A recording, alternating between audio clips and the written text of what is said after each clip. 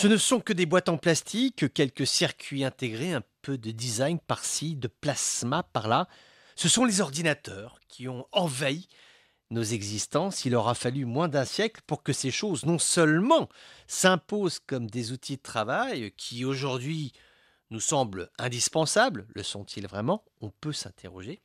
Mais il est un fait que ces ordinateurs occupent désormais une place dans nos esprits. On y pense, on les convoite, on les dompte, parfois même, on veut les jeter par la fenêtre quand surviennent des bugs. Tout cela, contrairement aux apparences, est bien moins futile qu'il n'y paraît.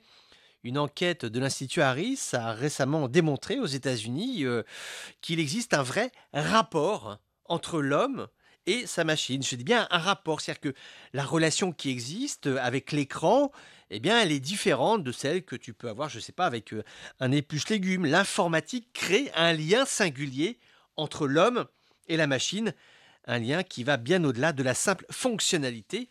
Et l'étude de Harris décrit bien la place de choix des ordinateurs dans nos vies quotidiennes, pas seulement au travail, mais aussi quand on rentre à la maison. Le soir, tranquillement, les ordinateurs sont toujours là, omniprésents. On estime que dans les pays industrialisés, un homme ou une femme passe plus de temps sur son clavier qu'avec son conjoint. Alors, existe-t-il une addiction Harris tend à le démontrer, on en a souvent parlé dans son détour. Oui, vraisemblablement, il y a addiction. Une majorité des gens disent qu'un bug informatique les stresse plus qu'une mésentente conjugale. Pourtant, tu conviendras que la machine est d'un usage simple. Si elle tombe en panne, bah, tu la répares, tu en rachètes une autre au pire.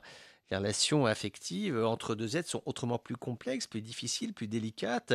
Et bien, malgré tout, il semble que la commodité de l'objet soit préférée au charme subtil de l'incertitude humaine. Les gens préfèrent vivre avec des mots-clés plutôt que de vivre les pensées en errance, alors addict ou pas. Je ne sais pas ce que tu en penses, mais je crois qu'on peut répondre véritablement oui. C'est vrai qu'en règle générale, l'informatique, quand on y met la main, eh bien les menottes se referment sur le poignet.